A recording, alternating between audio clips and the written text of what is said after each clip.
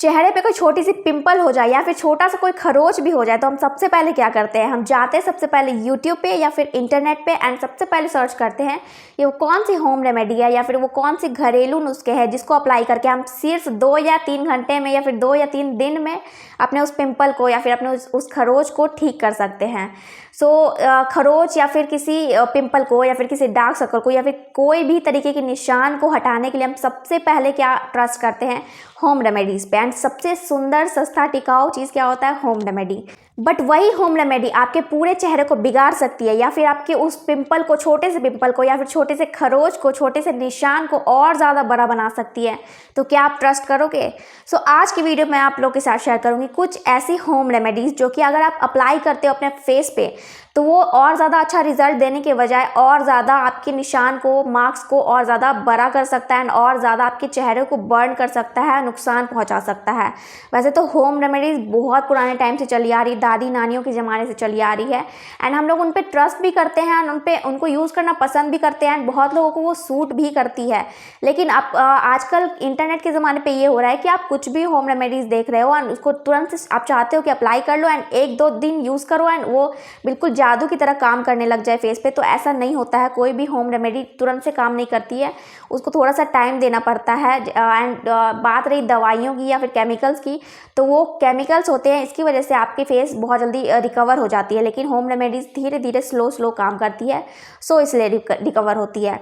But कुछ एक home remedies ऐसी होती है जिसको अगर आप अप्लाई करते हो तो आपका जो प्रॉब्लम है उसको और कम करने की बजाय और ज़्यादा बढ़ा देता है। आज की वीडियो में हम बात करेंगे कुछ एक ऐसी होम रेमेडीज़ के बारे में जो कि आपकी प्रॉब्लम को सॉल्व करने की बजाय और ज़्यादा बढ़ा देती है। Number 1 is lemon. लेमन का यूज़ तो हम कितने सारी चीज़ों में यूज़ करते हैं एंड कितने सारे प्रॉब्लम्स में हम यूज़ कर सकते हैं एंड उसका कितना बेनिफिट है मुझे आपको बताने की ज़रूरत नहीं, आपको सबको पता होगा कि लेमन का कितना अच्छा यूज़ है।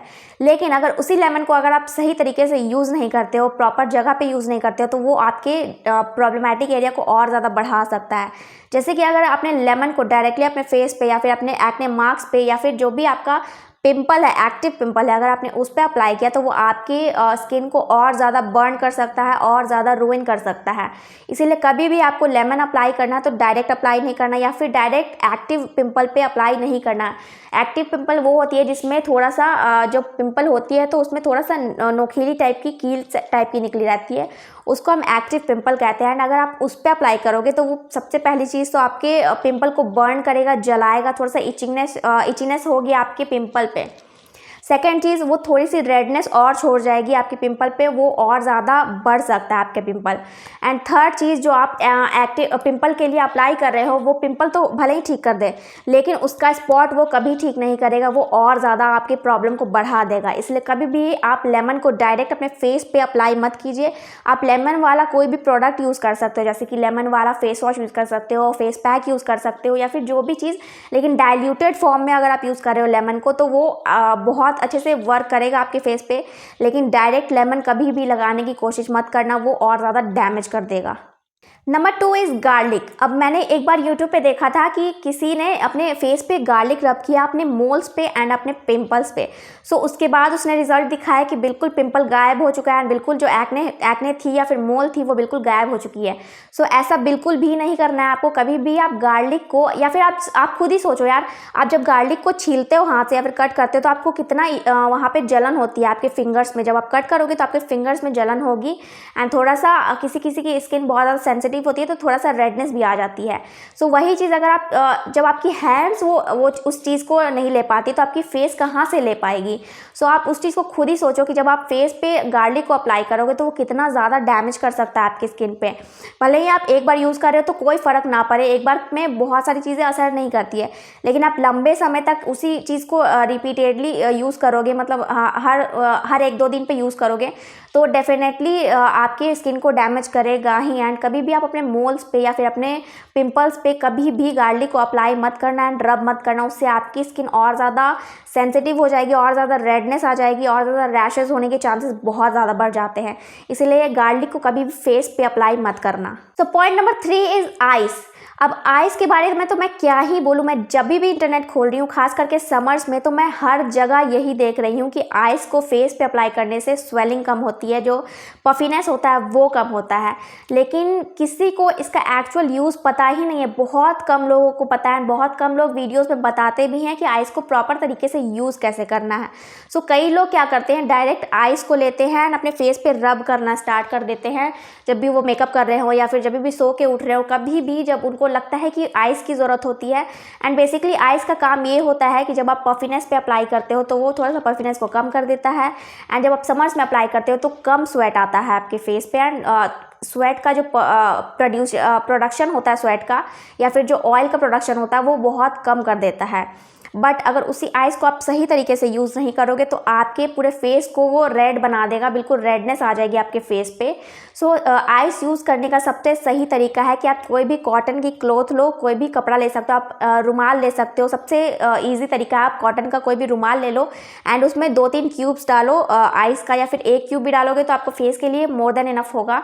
एंड उस जो क्लॉथ में आपने डाला है उसको आप अपने फेस पे डैब डैब करके अप्लाई करो। रब करने की भी ज़रूरत नहीं है, आप डैब डैब करके भी अप्लाई करोगे तो वो बहुत अच्छा काम करेगा आपके फेस पे। सो आइस को यूज़ करने का सबसे अच्छा तरीका यही होता है, एंड इससे आपके फेस पे कोई भी डैमेज नहीं होगी, बिल्कुल पफीनेस को गायब कर देगा। एंड जिस भी चीज़ के लिए आप यूज़ कर रहे हो वो एक्चुअल वर्क उसी को यूज़ करने से होगा, ना कि आप डायरेक्ट आइस को यूज़ करोगे तो उसका एक्चुअल वर्क होगा। So point number 4 is steam. अब इसके बारे में तो मुझे भी कोई नॉलेज नहीं थी, मैं भी यही गलत प्रोसेस से करते आ रही थी आज तक स्टीम को।